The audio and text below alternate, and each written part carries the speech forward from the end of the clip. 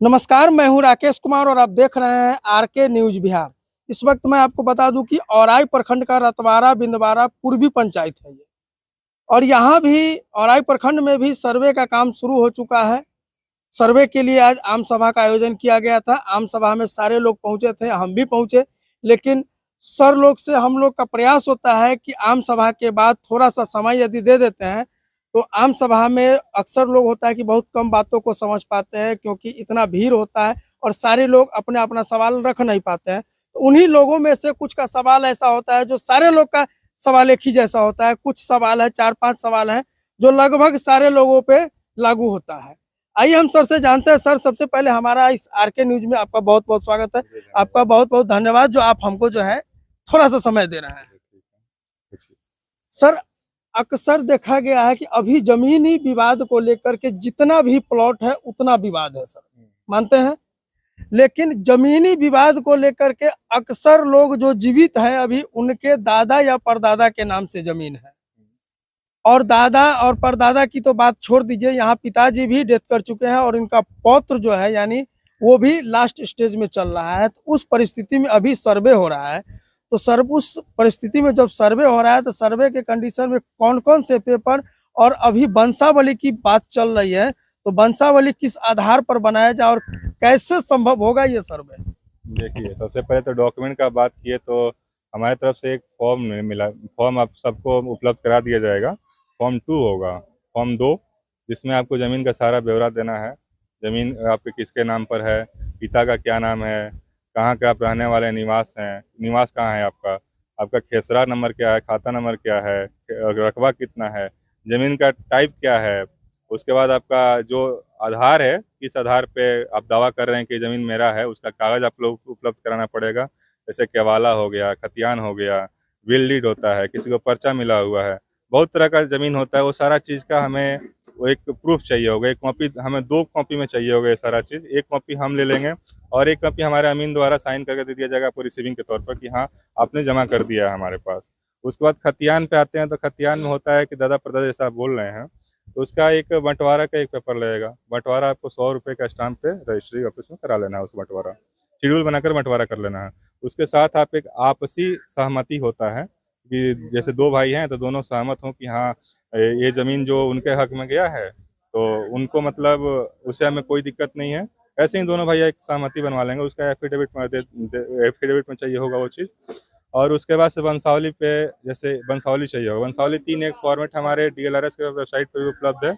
और नहीं तो हम किसी ज़ेरॉक्स शॉप के यहाँ दे देंगे, वहाँ से ज़ेरॉक्स ले लेंगे। नहीं तो मुखिया जी को हम मुखिया जी के व्हाट्सएप पे भेजा हुआ है, वहाँ से सारे लोग ले लेंगे। वहाँ से प्रिंट निकाल करके वंशावली उसमें बनवा करके वंशावली सरपंच जी के द्वारा बनवा लेंगे ये लोग वंशावली। और उसको हम लोग एक दिन आ करके सत्यापन कर लेंगे कि हाँ, जो वंशावली दिया गया है वो सही है।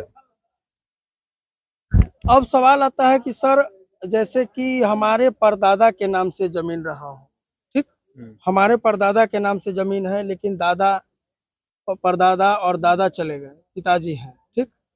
अब जो स्थिति है कि हमारे परदादा जो थे, परदादा के 2 लड़के यानी हमारे दादा जो 2 भाई थे, जमीन आपसी मतलब आपस में बंटवारा हो गया मौखिक।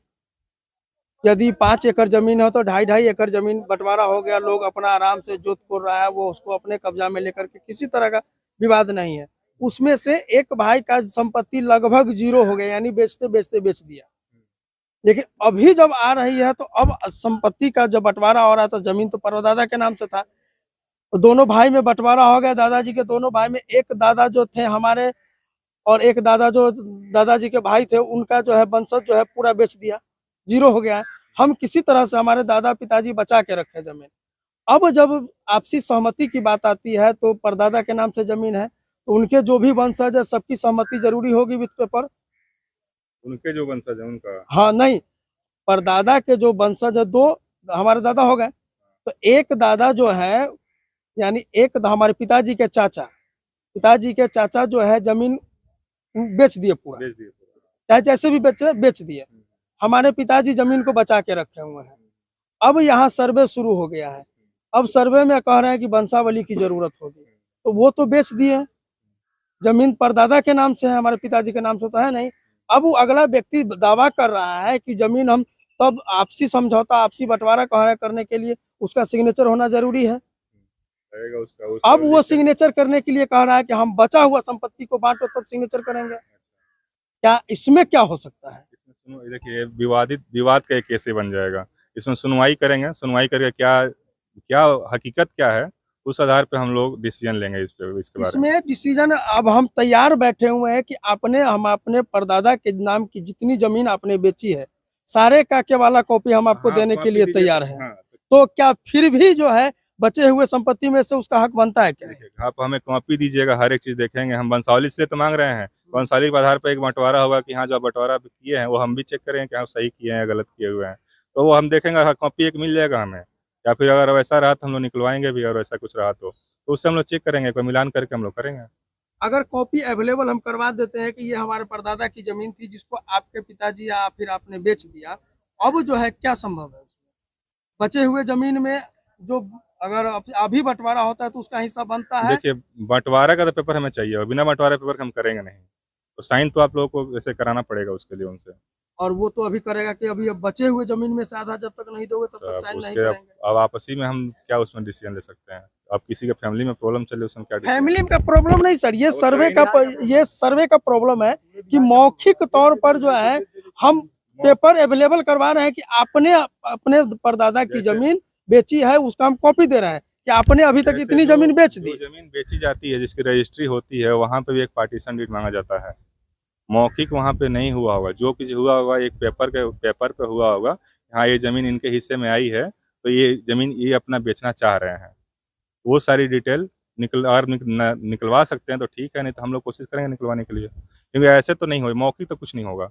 जो होगा पेपर पे होगा, मौखिक किसी के कहने पे कुछ नहीं होने वाला है। और बंटवारा तब तक नहीं होगा जब तक दोनों पार्टी साइन नहीं करे। बंटवारा तो ऐसे करना पड़ेगा, शेड्यूल बनवाना पड़ेगा, साइन लेना पड़ेगा।